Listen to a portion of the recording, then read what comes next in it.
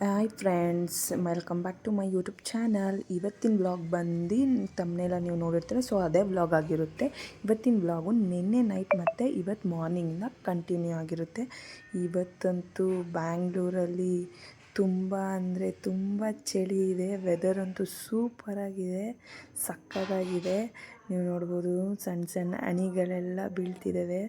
Weather ಅಂತೂ ತುಂಬ ಚಿಲ್ಲಾಗಿದೆ, ಸಖತ್ತಾಗೈತೆ. ಕೋಲ್ಡಾಗಿ ಬೆಚ್ಚಗೆ ಮನೇಲಿರಬೇಕು. ಸೊ ಇವತ್ತಿನ ವ್ಲಾಗ್ನ ಶುರು ಮಾಡೋಣ ಬನ್ನಿ ಫ್ರೆಂಡ್ಸ್. ಯಾಕೋ ಹಿಂಗಾಡ್ತಾ ಇದೆಯಾ ಪಾಪು?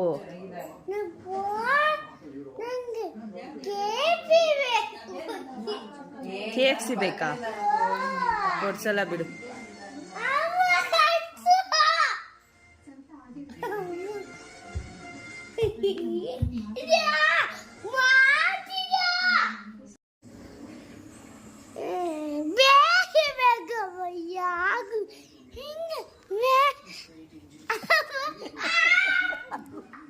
ಮಗಾದೆ ಹೇಯ್ ಸುಮ್ಮನೆ ಇರೋ.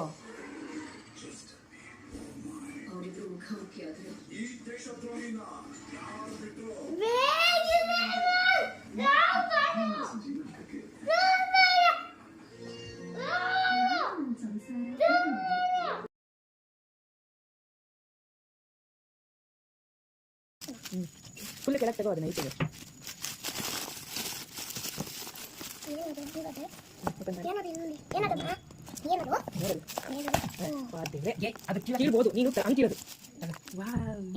ಖುಷಿನಾ? ಖುಷಿ ಆಯ್ತಾ? ಎಂಜಾಯ್. ಚೆನ್ನಾಗಿದ್ಯಾ ಪಾಪು? ಚೆನ್ನಾಗಿದ್ಯಾ? ಹೇಳು, ಹಿಂಗೆ ಹೇಳು, ಸೂಪರ್ ಅಂತ ಹೇಳು. ತಿನ್ನು. ಖುಷಿ ಆಯ್ತಾ? ಖುಷಿ ಆಯ್ತಾ?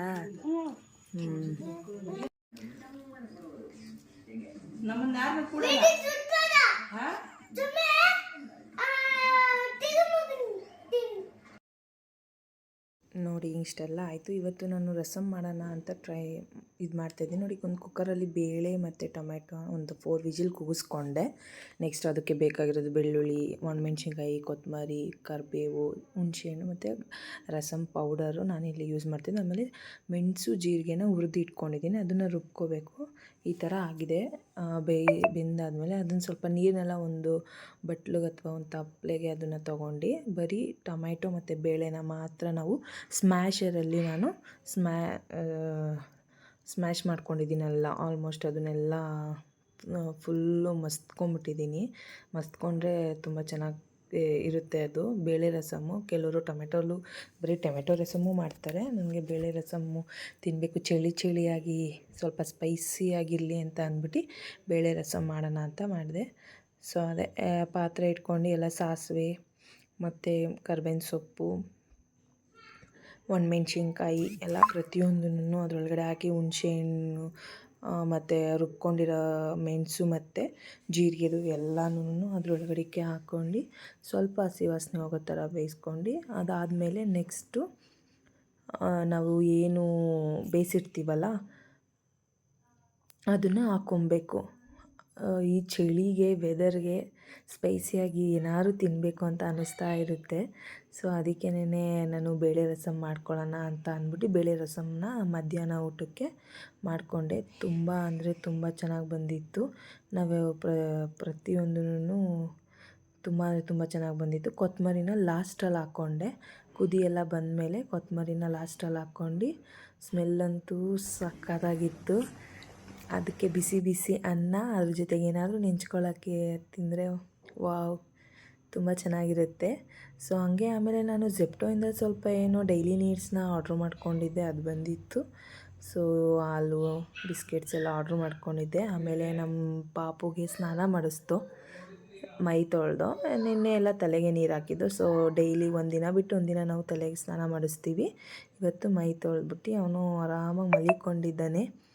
ಸ್ವಲ್ಪ ಸ್ನಾನ ಮಾಡಿದ್ದಾದ್ಮೇಲೆ ಮಕ್ಕಳು ಸ್ವಲ್ಪ ಹೊತ್ತು ಮಲಿಕೊಡ್ತವೆ. ಸಂಜೆ ಇವತ್ತು ಬೆಳಗ್ಗೆ ಪೂಜೆ ಮಾಡೋಕ್ಕಾಗಲಿಲ್ಲ, ಕೆಲಸ ಎಲ್ಲ ಲೇಟಾಗೋಯ್ತು ಅಂದ್ಬಿಟ್ಟು. ಇವತ್ತು ಗುರುವಾರ ಅಲ್ವಾ, ರಾಯರ ವಾರ, ಅದಕ್ಕೆ ಇವತ್ತು ಪೂಜೆ ಮಾಡ್ತಾಯಿದ್ದೀನಿ. ಎಲ್ಲ ಆಲ್ಮೋಸ್ಟು ರೆಡಿ ಮಾಡ್ಕೊಂಡಿದ್ದೆ, ಎಲ್ಲ ಹೂವು ಎಲ್ಲ ಹಾಕಿ. ಮತ್ತು ನಾಳೆ ಶುಕ್ರವಾರ ಅಲ್ವಾ, ಶುಕ್ರವಾರನೂ ಪೂಜೆ ಮಾಡಬೇಕು. ಅದಕ್ಕೆ ಹೂವು ಎಲ್ಲ ಇವತ್ತು ಸಿಂಪಲ್ಲಾಗೇ ಹಾಕಿ ರೆಡಿ ಮಾಡ್ಕೊಂಡಿದ್ದೀನಿ. ರಾಯರ ವಾರ ಇವತ್ತು. ರಾಘವೇಂದ್ರ ಸ್ವಾಮಿ ಎಲ್ಲರಿಗೂ ಒಳ್ಳೇದು ಮಾಡಲಿ, ನಮಗೂ ಒಳ್ಳೇದು ಮಾಡಲಿ. ದೇವ್ರನ್ನ ನಂಬಿ ಕೆಟ್ಟವ್ರು ಯಾರೂ ಇಲ್ಲ. ಅದರಲ್ಲೂ ರಾಘವೇಂದ್ರ ಸ್ವಾಮಿ ಅಂದರೆ ಎಲ್ಲರಿಗೂ ತುಂಬ ಭಕ್ತಿ ಇರುತ್ತೆ, ತುಂಬ ಇದಿರುತ್ತೆ. ದೇವ್ರನ್ನ ಉಳಿಸ್ಕೋಬೇಕು ಅಂತ ಅಂದರೆ ನಾವು ದೇವ್ರನ್ನ ನಂಬಬೇಕು ಮೇಯ್ನು. ನಾವು ಏನೇ ಮಾಡಿದ್ರೂ ನಮ್ಮ ಒಂದು ಕೆಲಸ ಕಾರ್ಯದಲ್ಲೂ ಕೂಡ ದೇವರು ಅಡಗಿರ್ತಾನೆ ಅನ್ನೋದೊಂದು ಇದು. ನಾವು ಏನೇ ಒಂದು ಕೆಲಸ ಮಾಡೋಕ್ಕೂ ಮುಂಚೆ ದೇವ್ರನ್ನ ಪ್ರಾರ್ಥನೆ ಮಾಡ್ಕೊಂಡು ಮಾಡಿದ್ರೇ ನಮಗೂ ಒಳ್ಳೆಯದಾಗುತ್ತೆ, ಆಗೋ ಕೆಲಸಕ್ಕೂ ಕೂಡ ತುಂಬ ಒಳ್ಳೆಯದಾಗುತ್ತೆ. ಅದಕ್ಕೆ ಹೇಳೋದು, ದೇವರ ಆಶೀರ್ವಾದ ಇಲ್ಲ ಅಂದರೆ ಸಣ್ಣ ಉಳ್ಕಡ್ಡಿ ಕೂಡ ಅಳ್ಳಾಡಲ್ಲ ಅನ್ನೋದು ಅದಕ್ಕೇನೆ. ದೇವ್ರ ಪೂಜೆನ ನಿಮ್ಮ ಮನಸಾರೆ ಯಾವುದೇ ರೀತಿ ಕೆಟ್ಟ ಕಲ್ಮಶ ಇಲ್ದೇ ಮನಸ್ಫೂರ್ತಿಯಾಗಿ ಮಾಡಬೇಕು. ನಮ್ಮ ಮನಸ್ಸು ಚೆನ್ನಾಗಿದ್ದರೆ ದೇವ್ರು ನಮ್ಗೆ ನಿಜವಾಗ್ಲೂ ಒಲಿತಾನೆ. ನಮ್ಮ ಮನಸ್ಸು ಚೆನ್ನಾಗಿರಬೇಕು, ಯಾವುದೇ ರೀತಿ ಯಾರಿಗೆ ಕೆಟ್ಟದ್ದು ಬಯಸಬಾರ್ದು, ಒಳ್ಳೆಯದಾಗೇ ಇರಬೇಕು. ಅದಕ್ಕೋಸ್ಕರ ದೇವರಲ್ಲಿ ಎಲ್ಲರಿಗೂ ಒಳ್ಳೆಯದಾಗಲಿ ಅಂತ ನಾನು ಪ್ರಾರ್ಥನೆ ಮಾಡ್ಕೋತೀನಿ. ಇವತ್ತು ಗುರುವಾರ ಆಗಿರೋದ್ರಿಂದ ಸಂಜೆ ಪೂಜೆ ಮಾಡಿದ್ದೀನಿ ನಾನು. ಸಂಜೆ ಪೂಜೆ ಮಾಡಿ ದೇವ್ರ ಹತ್ರ ನಮ್ಮ ಕಷ್ಟ ಸುಖ ಎಲ್ಲ ಹೇಳ್ಕೊಬೇಕು. ಯಾರ ಹತ್ರನೂ ಹೇಳ್ಕೊಳಕ್ಕಾಗ್ದಲೇ ಇರೋದನ್ನ ದೇವ್ರ ಹತ್ರ ಹೇಳ್ಕೊಬೋದು. ದೇವ್ರು ಇವತ್ತಲ್ಲ ನಾಳೆ ನಮ್ಗೆ ಒಳ್ಳೇದು ಮಾಡೇ ಮಾಡ್ತಾನೆ ಅನ್ನೋದೊಂದು ನಂಬಿಕೆ. ಫೈನಲಿ ಚಳಿಗೆ ಕಾಫಿ ಕುಡಿದು ಈ ವ್ಲಾಗ್ನ ಮುಗಿಸ್ತಾ ಇದ್ದೀನಿ.